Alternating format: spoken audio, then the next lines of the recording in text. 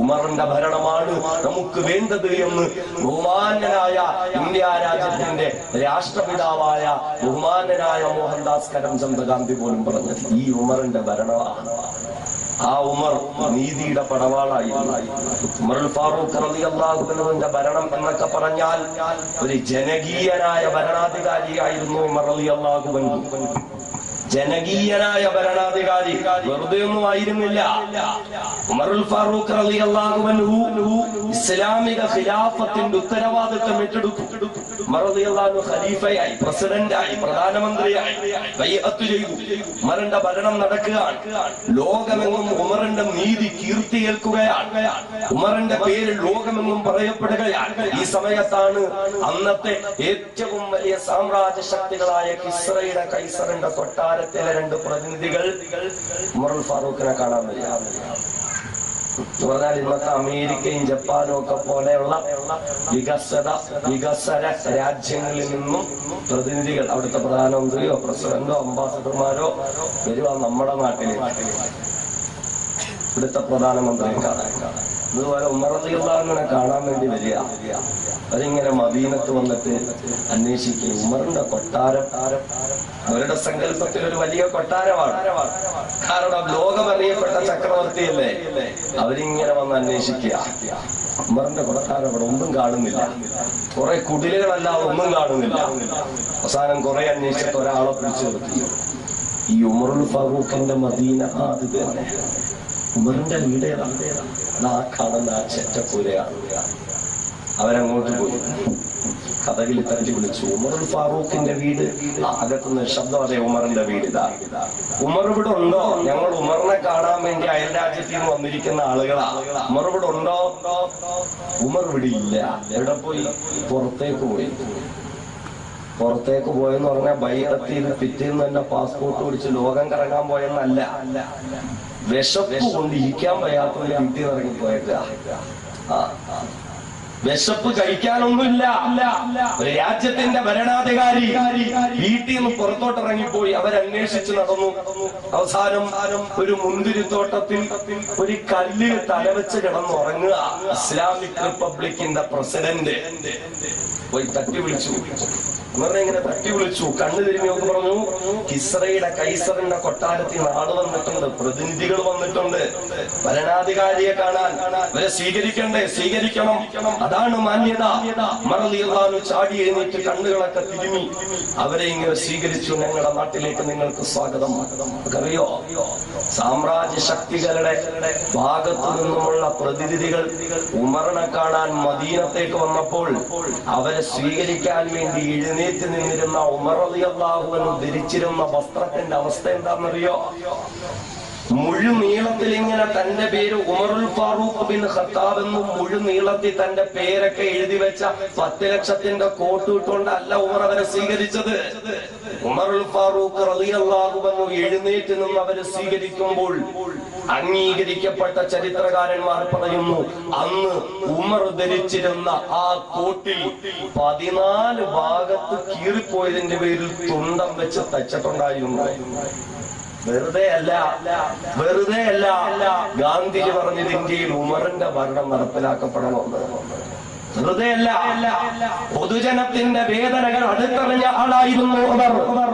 ലോക ചരിത്രത്തിലാദ്യമായി ജനസമ്പർക്ക പരിപാടി എന്ന മഹത്തായ പരിപാടിക്ക് തുടക്കം കുറിച്ചത് ബഹുമാന്യനായ സയ്യിദുനാ ഉമറുൽ ഫാറൂഖ് റളിയല്ലാഹു അൻഹു അല്ലേ? ജനസമ്പർക്ക പരിപാടി എന്ന് പറഞ്ഞാൽ ജനങ്ങളുടെ പ്രശ്നങ്ങൾ അറിയാൻ ജനങ്ങളിലേക്ക് ഇറങ്ങുമായിരുന്നു ഉമർ. ജനങ്ങളിലേക്ക് ഇറങ്ങുമായിരുന്നു. വേഷപ്രച്ഛന്നനായി ഉമർ ഇങ്ങനെ യാത്ര ചെയ്യുമായിരുന്നു. ഉമർ ഒരു ഭരണാധികാരി അല്ല, ആ ഒരു വേഷം ഉമറിനുണ്ടായിരുന്നില്ല. എങ്കിൽ പോലും തിരിച്ചറിയാൻ പറ്റാത്ത നിലയിൽ ഉമർ റളിയല്ലാഹു അൻഹു നടക്കുമായിരുന്നു. രാത്രികളിൽ പോലും. എന്തിനാ? ജനങ്ങളുടെ പ്രശ്നങ്ങൾ നേരിട്ടറിയാൻ, എന്നിട്ട് അത് പരിഹരിക്കാൻ. അത്രയ്ക്കും മാതൃകാപരമായി ലോകത്തിന് ഭരണം കാണിച്ചു കൊടുത്ത മഹാനായ ചക്രവർത്തിയായിരുന്നു സയ്യിദുനാ ഉമറുൽ ഫാറൂഖ് റളിയല്ലാഹു അൻഹു.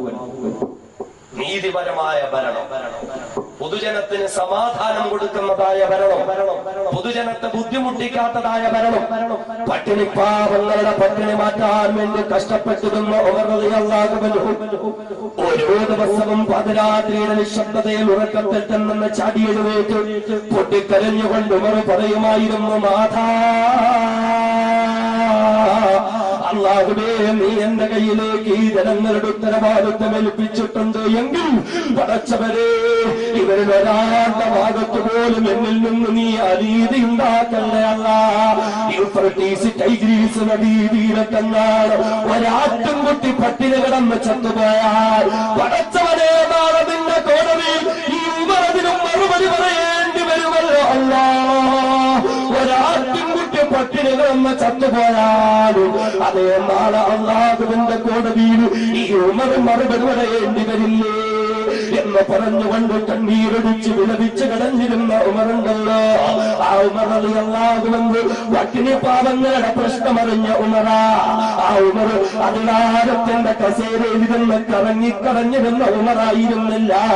ആ ഉമർ തന്റെ കയ്യിലേക്ക് കിട്ടിയ അധികാരത്തിൽ മറുമറന്നുകൊണ്ട്, അതിലിങ്ങനെ സർവസ്വം നടന്നുകൊണ്ട് തന്റെ പണം കൊണ്ട് അഹങ്കരിച്ച് മേഘം ഇറങ്ങിയ ഉമറായിരുന്നില്ല.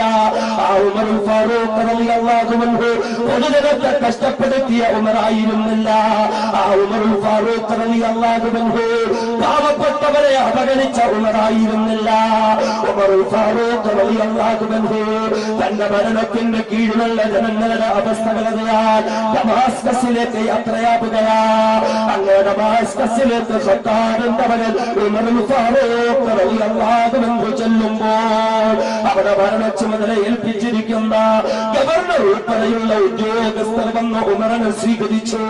കാര്യങ്ങളൊക്കെ ഉമർ അന്വേഷിച്ചു. പെട്ടെന്നതാ പള്ളിയിൽ നിന്ന് ബാങ്ക് വിളിക്കുമ്പോൾ ഉമർ റളിയല്ലാഹു അൻഹു നിസ്കാരത്തിന് വേണ്ടി പള്ളിയിലേക്ക് കടന്നു ചെല്ലുമ്പോൾ ഉമർ കാണുന്ന കാഴ്ച എന്താ? ഉമർ കാണുന്ന കാഴ്ച എന്താ? ആ പള്ളിയുടെ വാതിലിൽ കുറെ പാവങ്ങൾ കൈനീട്ടിക്കൊണ്ടിരിക്കുകയാ. കുറെ പാവങ്ങൾ ഒരു നേരത്തെ ഭക്ഷണത്തിന് വേണ്ടി കൈനീട്ടി യാചിച്ചുകൊണ്ടിരിക്കുകയാ. ദുർബാലനായ സയ്യിദുനാ ഉമറുൽ ഫാറൂഖ് റളിയല്ലാഹു അൻഹു ഉടൻ തന്നെ ഉത്തരവാദിത്തം ഏൽപ്പിക്കപ്പെട്ട ഗവർണറോട് ചോദിച്ചു, കാര്യമെന്താ? ഇവരിങ്ങനെ പള്ളിയുടെ മുന്നിൽ വന്ന് കൈനീട്ടുന്നത് എന്തുകൊണ്ടാ? ഇവര് പട്ടിണിയാകാൻ കാരണമെന്താ? ഇവർക്ക് ഈ ബുദ്ധിമുട്ട് വരാൻ കാരണമെന്താ? ഉടനെ ഉത്തരവാദിത്തപ്പെട്ട ഉദ്യോഗസ്ഥന്മാര് കാരണം അറിയിച്ചു, യാ അമീറുൽ മുഅ്മിനീൻ, അല്ലയോ ബഹുമാനനായ ഉമർ തങ്ങളെ, ഇവര് നമ്മുടെ നാട്ടിൽ താമസിക്കുന്ന അമുസ്ലിം സഹോദരീ സഹോദരങ്ങളാ. ഇവർക്ക് പണമില്ല, ഇവർക്ക് സകാത്തിന്റെ വിഹിതം കൊടുക്കാൻ മാർഗമില്ല. അതിന്റെ പേരിൽ ഇവര് പട്ടിണിക്കാരാ. ഓരോ ദിവസവും നിസ്കാരത്തിന്റെ സമയത്ത് ഇവരിവിടെ വരും. നിസ്കരിച്ച നിസ്കാരങ്ങളിൽ ഇറങ്ങുന്നവർ എന്തെങ്കിലുമൊക്കെ കൊടുക്കും. അതുകൊണ്ട് അന്നത്തെ ദിവസം ഭക്ഷണം വാങ്ങി കഴിക്കും. ഉമർ റളിയല്ലാഹു അൻഹുവിനോട് ഇത് പറഞ്ഞപ്പോ പെട്ടെന്ന് പള്ളിയിലേക്ക് വെച്ച കാലിതാ ഉമർ പിന്നിലേക്ക് വലിക്കുകയാ. കോപം കൊണ്ട് ഉമറിന്റെ കണ്ണുകൾ ചുമക്കുന്നു, ഉമറിന്റെ ശരീരം നിറയ്ക്കുന്നു, ഉമറിന്റെ ശബ്ദമതാ ഉയരുന്നു. കല്ലത്തുമൂഹുൽ ജിസിയ ഹത്താ ഇദാ ലുഅഫതറത്തുമൂഹ്. ഉമർ ചോദിക്കുകയാ, ഉമറിന്റെ ഭരണത്തിന്റെ കീഴിൽ താമസിക്കുന്ന ജനങ്ങളിൽ നിന്ന് കൃത്യമായി ടാക്സ് പിടിച്ചു വാങ്ങിയിട്ട്, കൃത്യമായി നികുതി പിടിച്ചു വാങ്ങിയിട്ട് ആ ജനങ്ങളിൽപ്പെട്ട ആളുകൾ പട്ടിണി പാവങ്ങളായപ്പോ അവരെ തെണ്ടാൻ വേണ്ടി പറഞ്ഞു വിട്ടിരിക്കുകയാണ്. ഉമറിന്റെ ഭരണത്തിന്റെ കീഴിൽ പാടില്ല. ഉടൻ തന്നെ ഇവരുടെ പട്ടിണി മാറ്റാനുള്ള സംവിധാനമുണ്ടാക്കി, അവരെ പുനരധിവസിപ്പിക്കാനുള്ള സംവിധാനമുണ്ടാക്കി. അതൊരു തീർപ്പാക്കിയിട്ട് മാത്രമാ ഉമറുൽ ഫാറൂഖ് റളിയല്ലാഹു അൻഹു പള്ളിയിലേക്ക് പോയി നിസ്കാരത്തിന് നേതൃത്വം കൊടുത്തതെങ്കിൽ എന്റെ സഹോദരങ്ങളെ ചിന്തിക്കുക. മരണപ്പെട്ടുപോയ പ്രിയപ്പെട്ട ഭാര്യയുടെ ശരീരവും തോളിലേക്ക് 12 കിലോമീറ്റർ നടന്നു പോകാൻ വിധിക്കപ്പെട്ട പാവപ്പെട്ട മനുഷ്യന്റെ മണ്ണിൽ നിന്ന് ഞാനും നിങ്ങളും ഇന്ന് സുഖലോലുമായ പറുദീസയിൽ വിരാജിക്കുമ്പോ എന്റെ പ്രിയപ്പെട്ട സഹോദരങ്ങളെ, സ്വന്തം മകന്റെ കൺമുന്നിൽ വെച്ച് 80 വയസ്സായ വൃദ്ധയുടെ ശരീരത്തിൽ കൂലിപ്പണിക്കാർ ചാക്കിനുള്ളിലാക്കുന്നതിന് വേണ്ടി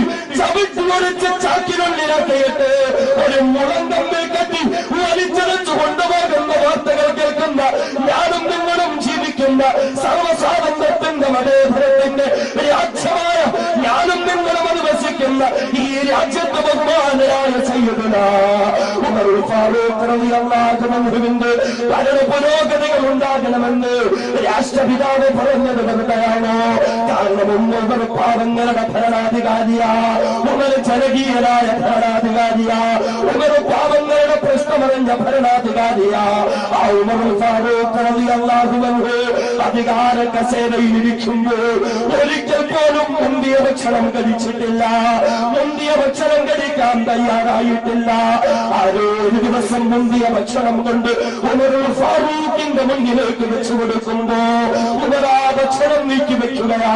ഉമറേ, ഒരിക്കലെങ്കിലും ഒന്ന് കഴിക്കൂ ഉമറേ എന്ന് ഉമറുൽ ഫാറൂഖിനോട് പറയുമ്പോ ആ ഉമർ തിരിച്ചു ചോദിച്ചത്, ഞാനത് കഴിക്കാം, പക്ഷേ എന്റെ ഭരണത്തിന്റെ കീഴിലുള്ള മുഴുവൻ ജനങ്ങൾക്കും ഇതുപോലുള്ള ഭക്ഷണമുണ്ടെങ്കിൽ ഈ ഉമറും ഇത് കഴിക്കാം, അതല്ല എങ്കിൽ എനിക്ക് വേണ്ട എന്ന് പറഞ്ഞ് പാവങ്ങളുടെ വേദനയറിഞ്ഞ് പാവങ്ങളുടെ പ്രശ്നങ്ങളറിഞ്ഞ് അവരോടൊപ്പം നിന്നുകൊണ്ട് അവരുടെ പ്രശ്നങ്ങൾ പരിഹരിച്ചു കൊടുത്ത ജനകീയനായ ഭരണാധികാരി, നീതിയുടെ പടവാനായ ബഹുമാനനായ സയ്യിദുനാ ഉമറുൽ ഫാറൂഖ് റളിയല്ലാഹു അൻഹു.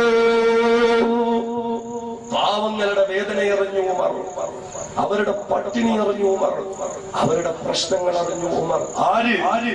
ഒരു കാലത്ത് ജനങ്ങളെ ദ്രോഹിച്ച് നടന്ന ഉമർ, ജനങ്ങളുടെ കൈവെട്ടിയും കാലുവെട്ടിയും പണം സമ്പാദിച്ചിരുന്ന ഉമർ, കൊട്ടേഷൻ പണി നടത്തിയ ഉമർ, അല്ലാഹുവിന്റെ ഖുർആനിന്റെ സന്ദേശങ്ങൾ അറിഞ്ഞു പൊതുജനത്തിന്റെ ഒരു നിസ്വാർത്ഥ സേവകനായി മാറിയെങ്കിൽ, പാവങ്ങൾക്ക് സമാധാനവും അവർക്ക് പുനരധിവാസവും നേടിക്കൊടുക്കുന്ന ഒരു ഭരണാധികാരിയായി മാറിയെങ്കിൽ ഈ ഉമറാണ് സഹോദരങ്ങളെ നമുക്ക് ഓരോരുത്തർക്കും മാതൃക. പാവങ്ങളുടെ ബുദ്ധിമുട്ടറിയുന്ന ഉമർ, പാവങ്ങളുടെ പ്രശ്നങ്ങൾ അറിയുന്ന ഉമർ. അതെ, ഉമറിന്റെ നാട്ടിലെ ഏറ്റവും പരമദരിദ്രൻ അത് ഭരണാധികാരി ഉമർ തന്നെയായിരുന്നു. ഹബീബായ റസൂൽ പകർന്നു കൊടുത്ത രാഷ്ട്രീയം, അല്ലാഹുവിന്റെ ഹബീബ് പകർന്നു കൊടുത്ത പൊതുസേവനം, അത് അധികാരത്തിന് വേണ്ടിയായിരുന്നില്ല, അത് പണത്തിന് വേണ്ടിയായിരുന്നില്ല, അത് സ്വർണമഞ്ചത്തിലോ അല്ലെങ്കിൽ സിംഹാസനത്തിലോ കിരീടം വെച്ച് വിരാജിക്കുന്നതിന് വേണ്ടിയായിരുന്നില്ല. പിന്നെയോ പടച്ചവന്റെ പൊരുത്തത്തെ കരുതി ജനസേവനം എന്ന നിലയിലായിരുന്നു സയ്യിദുനാ ഉമറുൽ ഫാറൂഖ് റളിയല്ലാഹു അൻഹു ഇസ്ലാമിക ഖിലാഫത്ത് ഏറ്റെടുത്തതെങ്കിൽ, തന്റെ കീഴിലുള്ള ജനങ്ങളുടെ മുസ്ലിമുകളും അമുസ്ലിമുകളുമായ ജനങ്ങളുടെ ഉത്തരവാദിത്വം ഏറ്റെടുത്തുവെങ്കിൽ, പൊതുജനത്തിന്റെ പ്രശ്നങ്ങളും വേദനകളും അറിഞ്ഞു അത് പരിഹരിക്കാൻ ഉമറുൽ ഫാറൂഖ് റളിയല്ലാഹു അൻഹു മുൻപന്തിയിലുണ്ടായിരുന്നെങ്കിൽ, അൽഹംദുലില്ലാഹ്, ഈ വേദിയിൽ നിന്ന് അഭിമാനത്തോടുകൂടി ഞാൻ പറയട്ടെ, അൽഹംദുലില്ലാഹ്, നുസ്റത്തുൽ മസാക്കീന്റെ പ്രവർത്തകർ, ഈ ഒരു ചെറുപ്പക്കാർ, വിരലിലുണ്ടാവുന്നവർ 10-14 പേർ, അൽഹംദുലില്ലാഹ്, കഴിഞ്ഞ 4 വർഷവും ഈ ഒരു വർഷവും ചേർത്ത് 5 വർഷമായി നമ്മുടെ മുന്നിൽ ആ ചെറുപ്പക്കാർ, ആ സഹോദരങ്ങളെ നടത്തിക്കൊണ്ടിരിക്കുന്ന മാതൃകാപരമായ പ്രവർത്തനങ്ങളുണ്ട്. വിശുദ്ധമായ ദീനുൽ ഇസ്ലാമിന്റെ മാനവിക വീക്ഷണങ്ങളെയും ഇസ്ലാമിന്റെ പൊതുജന സഹായ ഹസ്തങ്ങളുടെ സന്ദേശങ്ങളെയും അൽഹംദുലില്ലാഹ് നല്ല രീതിയിൽ പൊതുസമൂഹത്തിലേക്ക് എത്തിക്കുന്നതിന് വേണ്ടി നിസ്വാർത്ഥവും നിഷ്കളങ്കവുമായ പ്രവർത്തനങ്ങളുമായി മുന്നോട്ട് കടന്നു വന്നവർ അല്ലാഹു അവരെ സ്വീകരിക്കുമാറാകട്ടെ, അല്ലാഹു സ്വീകരിക്കുമാറാകട്ടെ. ഞാൻ ഓർക്കുന്നു, കഴിഞ്ഞ വർഷം ഇതേ രീതിയിൽ നുസ്റത്തുൽ മസാക്കീൻ എന്ന വിഷയം, സാധു സംരക്ഷണം എന്ന വിഷയം സംസാരിച്ചു. അന്ന് ഞാൻ ഈ സദസ്സിൽ വെച്ച് പറഞ്ഞിരുന്നു, എന്റെ ഒരുപാട് സദസ്സുകളിൽ പറയുന്നത് പോലെ ഞാൻ ഇവിടെയും പറഞ്ഞിരുന്നു, നാം മുസ്ലിമുകളാണ്, പൊതുജനത്തെ സേവിക്കേണ്ടവരാണ്. അത് മുസ്ലിമാകട്ടെ അമുസ്ലിമാകട്ടെ, ഒരു നേരത്തെ ഭക്ഷണമെങ്കിലും കൊടുക്കാൻ കഴിഞ്ഞാൽ അതാണ് നമ്മുടെ ഏറ്റവും വലിയ സമ്പത്ത്. കഴിഞ്ഞ പ്രാവശ്യമൊക്കെ വിനീതനം പറഞ്ഞിരുന്നു, അതിന്റെ ഭാഗമായി ഓർമ്മപ്പെടുത്തി. നമ്മുടെ നബിദിനാഘോഷത്തിന്റെ പേരിൽ എത്ര പണം ലൈറ്റിന് വേണ്ടി, മൈക്കിന് വേണ്ടി, സൗണ്ടിന് വേണ്ടി, വണ്ടിക്ക് വേണ്ടി ഒക്കെ നമ്മൾ ചെലവഴിച്ചു. ഈ പണമൊക്കെ നമ്മൾ സ്വരൂപിച്ചിട്ട് ഹബീബായ അഷ്റഫുൽ ഖൽഖ് മുത്തുളി മുഹമ്മദ് മുസ്തഫ സല്ലല്ലാഹു അലൈഹി വസല്ലമ തങ്ങളുടെ ആ ജന്മദിനത്തിന്റെ അന്ന് തൊട്ടടുത്തുള്ള ആശുപത്രിയിലേക്കൊന്ന് പോയാൽ ഒരു നേരത്തെ ഭക്ഷണത്തിന് ഗതിയില്ലാത്തവരുണ്ടാവും, ഒരു നേരത്തെ മരുന്നിന് വകയില്ലാത്തവരുണ്ടാവും. അവർക്ക് കൊടുക്കുന്നത്, അവർക്ക് ഭക്ഷണം കൊടുക്കും. ഞാനത് പറഞ്ഞിട്ട് പോയി. അൽഹംദുലില്ലാ, ഈ വർഷം ഇവിടെ വന്നപ്പോൾ എനിക്കറിയാൻ കഴിഞ്ഞത് ഈ ചെറുപ്പക്കാർ പലരും കളിയാക്കി, പലരും കുറ്റപ്പെടുത്തി, പലരും ഇതൊക്കെ നടക്കുമോ എന്ന് ചോദിച്ചു. എങ്കിലും അൽഹംദുലില്ലാ ഉസ്താദേ, കരുനാഗപ്പള്ളി ഹോസ്പിറ്റലിൽ ഞങ്ങൾ കൊണ്ട് കഴിയുന്ന രീതിയിൽ കഴിഞ്ഞ വിശുദ്ധ റബീഉൽ അവ്വൽ 12 ഹബീബായ അഷ്റഫുൽ ഖൽഖ് നബിയുനാ മുഹമ്മദ് മുസ്തഫ സല്ലല്ലാഹു അലൈഹി വസല്ലമ തങ്ങളുടെ ജന്മദിനത്തിന്റെ അന്ന് കുറെ പട്ടിണി പാവങ്ങൾക്ക് ഭക്ഷണം കൊടുക്കാൻ കഴിഞ്ഞു. ഇതായിരുന്നു സയ്യിദുനാ ഉമർ ഫാറൂഖ് റളിയല്ലാഹു അൻഹുവിന്റെയും ജീവിത സന്ദേശം. പട്ടിണി പാവങ്ങളുടെ പ്രശ്നങ്ങൾ അറിയുക, അവരെ സേവിക്കുക, അവർക്ക് വേണ്ടി കർമ്മരംഗത്തേക്ക് കടന്നു വരിക. അൽഹംദുലില്ലാ, എനിക്ക് ഇവരുടെ ഓരോ കാര്യങ്ങൾ വളരെ സന്തോഷമാണ് തോന്നിയത്. ഇന്നിപ്പോ 27 പേർക്ക് ധനസഹായം, 2 പെൺകുട്ടികളുടെ കല്യാണം, ഒരു ഹൈന്ദവ കുടുംബത്തിൽപ്പെട്ട ഒരു പാവം പെൺകുട്ടിയുടെ വിവാഹത്തിന് വേണ്ടിയുള്ള അല്പം പണം, അതേപോലെ തന്നെ ഈ പരിപാടിയുമായി ബന്ധപ്പെട്ട് ഒരുപാട് സഹോദരങ്ങൾ സംഭാവനകൾ അർപ്പിച്ചു. ഈ ലൈറ്റ് ആൻഡ് സൗണ്ടിന്റെ ആളുകൾ 1 ഗ്രാം സ്വർണം നൽകി. അതേപോലെ ഭക്ഷണത്തിന്റെ ഏർപ്പാടുകൾ അൽഹംദുലില്ലാ ഒരു ഹൈന്ദവ സഹോദരൻ, അടുത്ത വർഷത്തേക്കുള്ള പാചകം മറ്റൊരു സഹോദരൻ ഏറ്റിരിക്കുകയാണ്. ഇതൊക്കെയാണ് സഹോദരങ്ങളെ കാലഘട്ടത്തിന് ആവശ്യം. വർഗീയതയുടെ പേര് പറഞ്ഞ്, മതത്തിന്റെ പേര് പറഞ്ഞ്, കന്നുകാലികളുടെ പേര് പറഞ്ഞ് മനുഷ്യത്വത്തിന്റെ വിലയെന്നറിയാതെ മരവിച്ച മനസ്സുകളുമായി ജീവിക്കുന്ന ഇരുകാലികൾക്കിടയിൽ ഈ മാനവികതയുടെ സന്ദേശമാണ് ഉയർത്തിപ്പിടിക്കാൻ നമുക്ക് കഴിയേണ്ടത്. മനുഷ്യനെ മനുഷ്യനായി കാണാൻ നമുക്ക് കഴിയണം. ഒരു മനുഷ്യനും വേദനിക്കാത്ത, ഒരു മനുഷ്യനും ബുദ്ധിമുട്ടില്ലാത്ത, മാനുഷിക മൂല്യങ്ങളെ പരിഗണിക്കുന്ന, മനുഷ്യത്വം വറ്റിവരണ്ടിട്ടില്ലാത്ത മനസ്സുകൾക്ക് ഉടമകളായി ഞാനും നിങ്ങളും ജീവിക്കാൻ അല്ലാഹു റബ്ബുൽ ഇസ്സത്ത് തൗഫീഖ് നൽകുമാറാകട്ടെ. ബഹുമാനനായ ഉമർ റളിയല്ലാഹു അൻഹു പഠിപ്പിച്ച സന്ദേശം അതാണ്. മനുഷ്യനെ മനുഷ്യനായി വേണം നമ്മൾ കാണാൻ. ആ മനുഷ്യന്റെ വേദനകൾ നമ്മൾ അറിയണം, മനുഷ്യന്റെ പ്രശ്നങ്ങൾ നമ്മൾ അറിയണം. അതും മതം നോക്കാതെ പരിഹരിക്കാൻ നമുക്ക് കഴിയണം. ബഹുമാനനായ സയ്യിദുനാ ഉമർ റളിയല്ലാഹു അൻഹുവിന്റെ മുന്നിലേക്ക് ഒരു ജൂത പെണ്ണ് കടന്നു വരികയാണ്. യാ അമീറുൽ മുഅ്മിനീൻ, അല്ലയോ ബഹുമാനനായ ഉമർ തങ്ങളെ, ഞങ്ങളുടെ പ്രിയപ്പെട്ട നേതാവേ. ഒരു ജൂത പെണ്ണ് കടന്നു വന്ന് കണ്ണീരൊടുക്കി ഉമറിന്റെ മുന്നിൽ പറയുന്നു, ഉമറേ, ഞാൻ താമസിക്കുന്ന നാട് താങ്കളുടെ ഭരണത്തിന്റെ കീഴിലുള്ള നാടാ.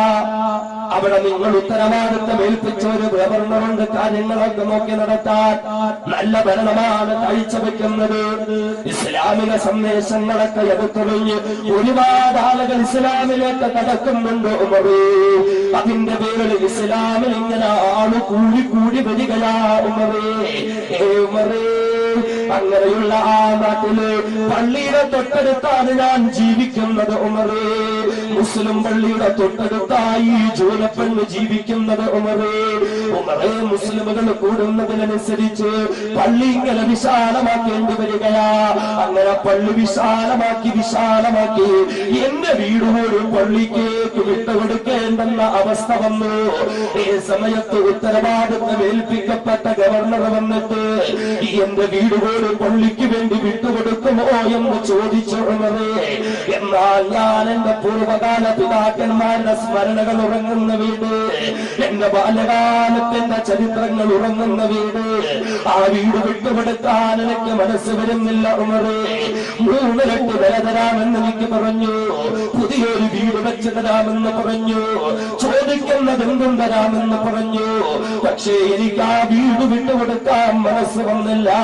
അവസാനം അവിടുത്തെ ഗവർണർ നിർബന്ധിതനായി എന്നെ ബലാത്കാരമായി വീട്ടിൽ നിന്ന് പിടിച്ചിറക്കി. അതിനേക്കാൾ എത്രയോ ഈ വ്യക്തി വിലയും വസ്തുവും സ്ഥലവുമൊക്കെ എനിക്ക് വേണ്ടി മാറ്റിവെച്ച് അദ്ദേഹം എന്റെ വീട് പോലും പള്ളിയാക്കിയ ഉമറേ.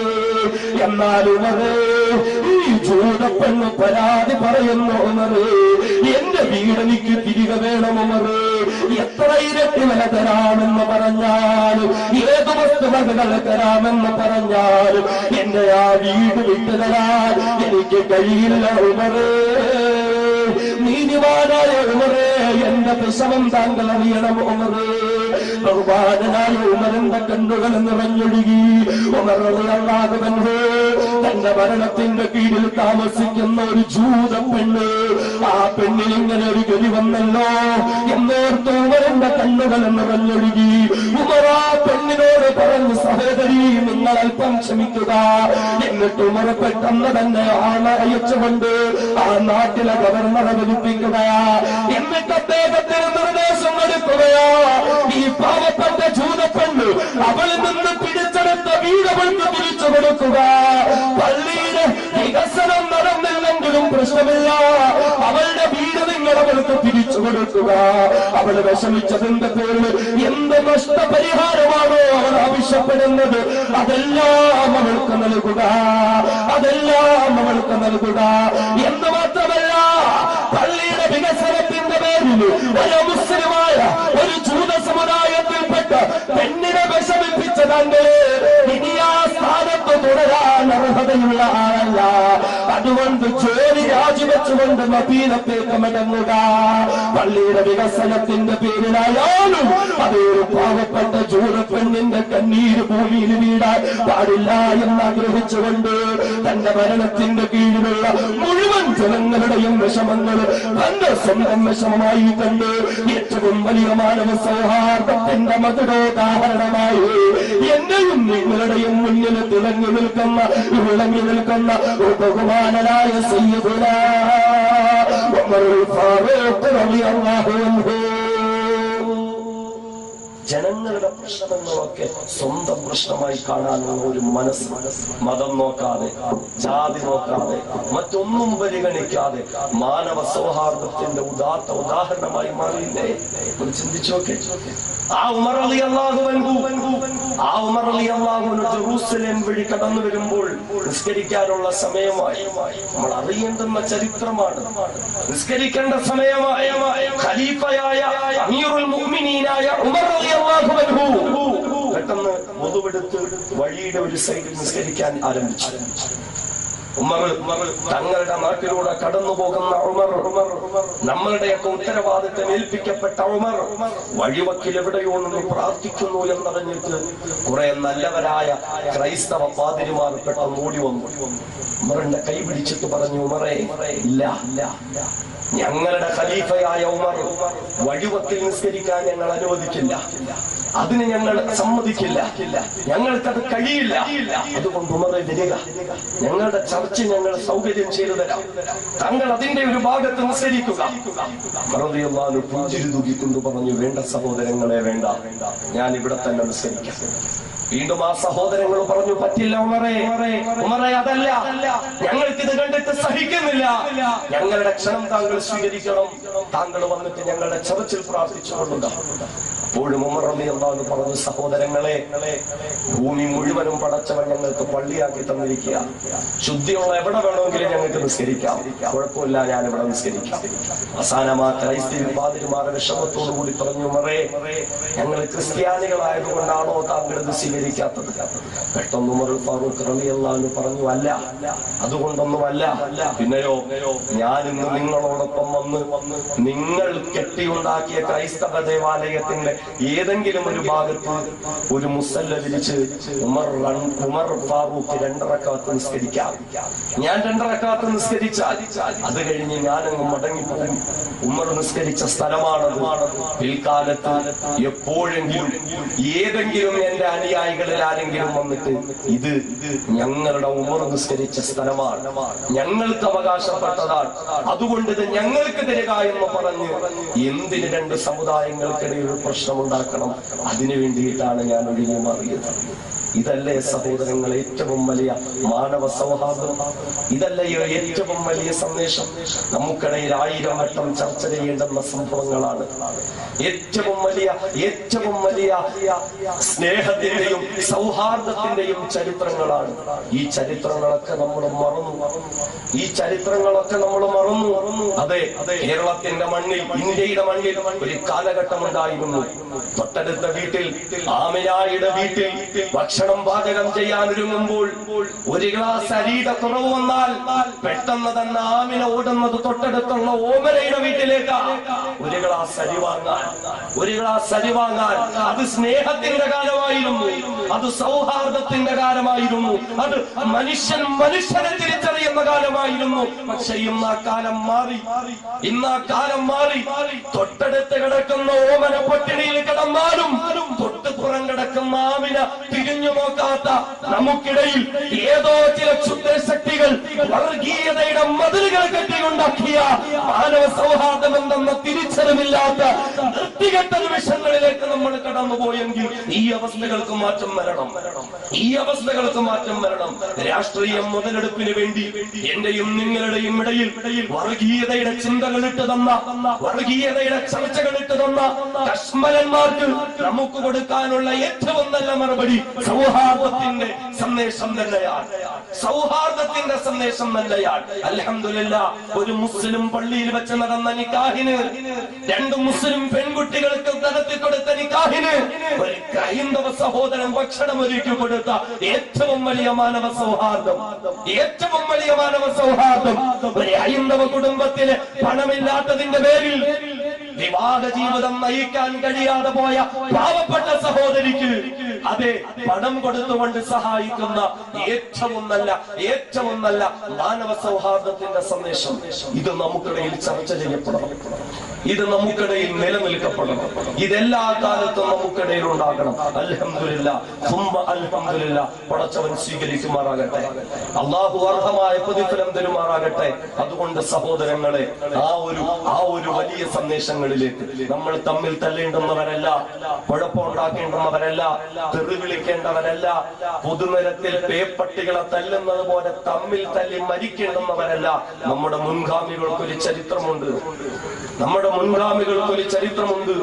നാം ഇന്ന് സ്വാതന്ത്ര്യത്തോടുകൂടി അധിവസിക്കുന്ന ഇന്ത്യ രാജ്യത്തിൽ സ്വാതന്ത്ര്യമില്ലാതെ, അവകാശങ്ങളില്ലാതെ ജനങ്ങളെല്ലാം നട്ടം തിരിഞ്ഞിരുന്ന സന്ദർഭത്തിൽ, ആ സന്ദർഭത്തിൽ ഇന്ത്യ രാജ്യത്തിന് വിമോചനം നൽകണമെന്ന ആഗ്രഹത്തിൽ ഈ രാജ്യത്തിന്റെ സ്വാതന്ത്ര്യാങ്കണത്തിലേക്ക് ചാടി പുറപ്പെട്ട നമ്മുടെ മുൻഗാമികളുണ്ട്. അവർക്കിടയിൽ മതത്തിന്റെ അതിർവരമ്പുകൾ ഉണ്ടായിരുന്നില്ല, അവർക്കിടയിൽ മതത്തിന്റെയോ വർഗീയതയുടെയോ പ്രശ്നങ്ങൾ ഉണ്ടായിരുന്നില്ല. നാം പഠിക്കണം ചരിത്രം.